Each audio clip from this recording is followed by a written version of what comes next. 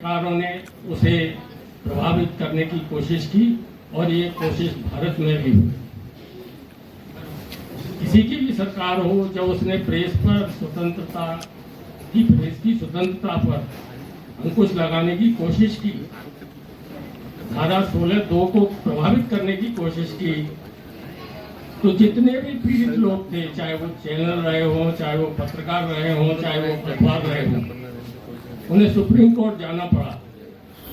आपको ये जानना जरूरी है कि सुप्रीम कोर्ट ने हर फैसले में सरकारों को गलत बताया और प्रेस की स्वतंत्रता को बहाल रखा, लेकिन बावजूद इसके हम आज कहाँ खड़े हैं। जैसा देवश्री माली जी ने विश्व को भूमंडलीकरण शब्द में बदल दिया, बात वही है कि हमारी स्वतंत्रता आज कहाँ है और हमारी सीमाएं क्या है।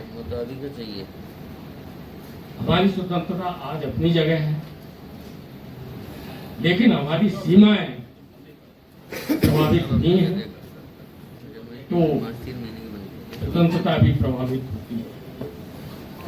जिस देश में सरकारों के द्वारा, जिस देश में समाज के द्वारा, जिस देश में अभिव्यक्ति के नाम पर एक दूसरे को जहरीला कहा जाता हो, एक दूसरे को गद्दार कहा जाता हो, एक दूसरे को राष्ट्र देशद्रोही कहा जाता हो, तो ऐसी स्थिति में पत्रकारिता की भूमिका निश्चित रूप से प्रभावित होती है।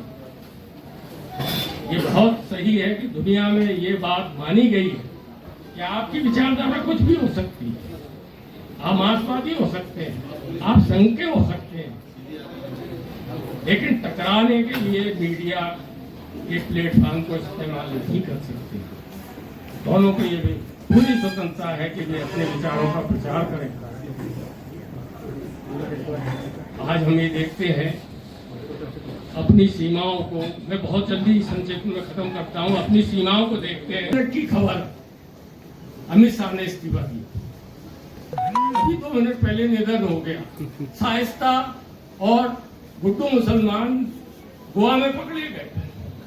ये आप इसे पढ़ के आपके मन में क्या आता हो? ये छोटी सी बात है। ईपीएफ पीएफ कटता है और वो पत्रकारों के श्रमजीवी पत्रकारों को भी कटता है, उनकी भी पेंशन मिलती है।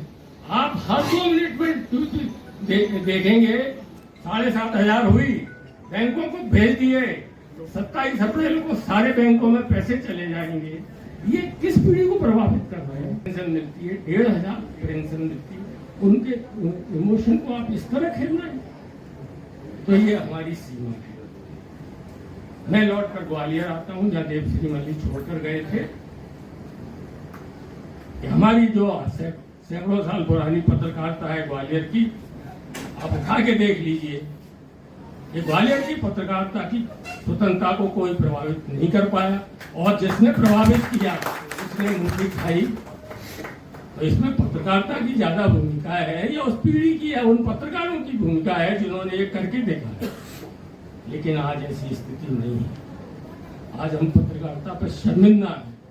मेरी पीढ़ी के लोग या जो बिल्कुल नई पीढ़ी का नया लड़का आया है, आप अकेले में मिलेंगे, 4 लोगों के मिलेंगे, हर बार ये आदमी कहता मिलेगा, भाई साहब इतना बुरा दौर हमने पत्रकारिता का नहीं।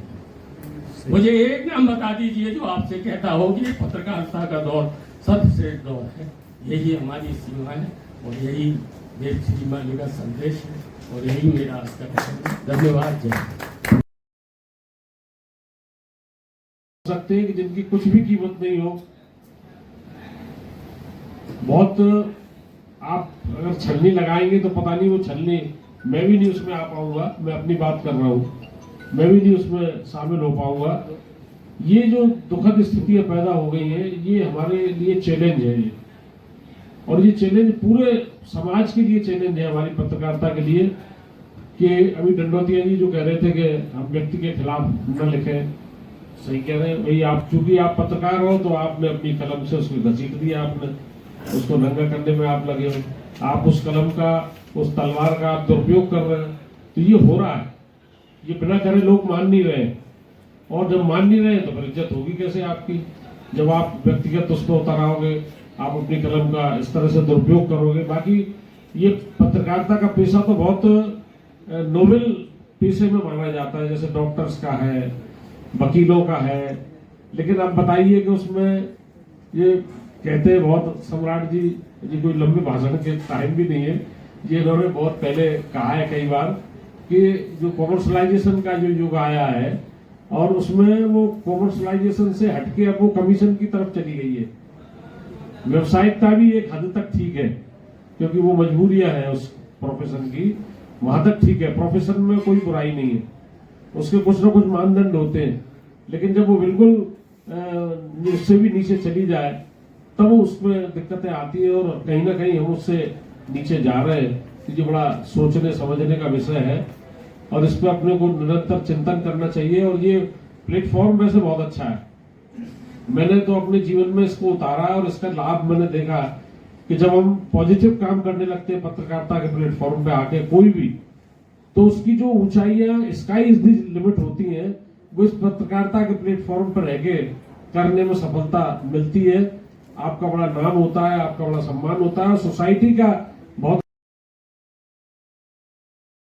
और ऐसा मीडिया को लोकतंत्र का चौथा स्तंभ भी कहा जाता है, यह कारण नहीं कहा जाता। लोकतंत्र की रक्षा के लिए, उसके मूल्यों की रक्षा के लिए मीडिया ने बहुत काम किया है, लेकिन पिछले 20-30 सालों में ये मानना पड़ेगा कुछ ना कुछ गिरावट का दौर आया है। और इस गिरावट के दौर के लिए अब आज आप समझ सकते हैं कि सारे के सारे बड़े बड़े जो मीडिया संस्थान हैं, मीडिया हाउसेस हैं, वो कॉरपोरेट के हाथ में है। जब कोई चीज कॉरपोरेट बिजनेसमैन के हाथ में रहेगी तो वहां तो नफा नुकसान, स्वतंत्रता की बात तो फिर प्रभावित होगी ही। लेकिन ऐसे में जो एक स्वतंत्र पत्रकार हैं, जो पत्रकारिता कर रहे हैं, उनको अपनी चेतना जागृत रखने की जरूरत है, ऐसा मेरा मानना है। और ये मीडिया से जितनी अपेक्षाएं समाज को हैं, क्या समाज भी उतना साफ सुथरा है, ये बात भी सोचने की है। आज के दौर में जो समाज है, मीडिया के लोग या मीडिया के जो भी चीजें वो सब समाज से निकल के तो आएंगी, समाज का ही अक्सर होगी। तो अगर समाज सही नहीं है तो मीडिया सही कैसे हो सकता है, ये बात भी बड़ी सोचने की है। आखिर हम भी उसी समाज से आते हैं, आपकी समाज की अपेक्षाएं। अभी मैं एक रिपोर्ट पढ़ रहा था कि रिपोर्टर्स ऑफ द कुछ एक संस्था का नाम है, वो वेबसाइट है क्या है, उस पर आया कि पिछले 2003 से लेकर और 2022 तक लगभग 16,000 से ज्यादा पत्रकार पूरी दुनिया में मारे गए हैं अपने कर्तव्य के दौरान। आप दुनिया के किसी हिस्से में बता दीजिए मुझे कि जो लोग बिजली पानी सड़क के लिए आंदोलन कर देते हैं, खड़े हो जाते हैं सड़कों पर, जाम कर देते हैं, वो कैंडल लेके चलते हैं, किसी कोई सेनानी खत्म हो जाए, ऐसा नहीं है कि मैं उनका विरोध कर रहा हूँ, खड़े हो जाती है। क्या कभी किसी मीडिया मैन के लिए, किसी पत्रकार के लिए उन्होंने कभी कोई आंदोलन किया? हम खुद भी नहीं कर पाते, पीछे बंधे हैं हाथ मगर चढ़ते है सफर, किससे कहें कि पांव का कांटा निकाल दें। लेकिन हम ये भी जानते हैं कि ना हम सफर से निकलेगा, ना हम नसी से निकलेगा, मेरे पांव का कांटा मुझे से निकलेगा। हमें समाज से अपेक्षा भी नहीं है।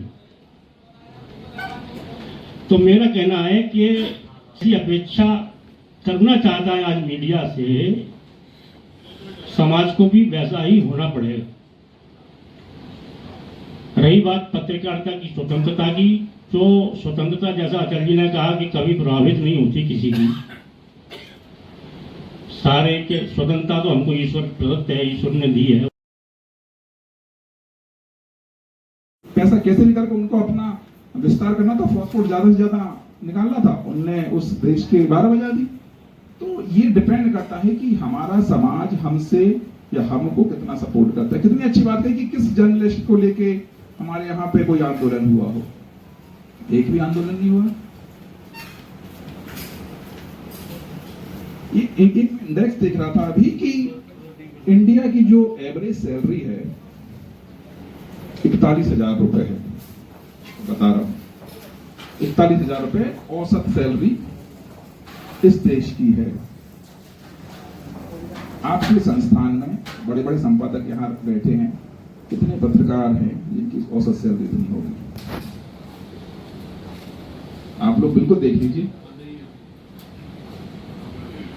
वो भीड़, आप बोल रहे थे वो भीड़ क्यों नहीं होगी?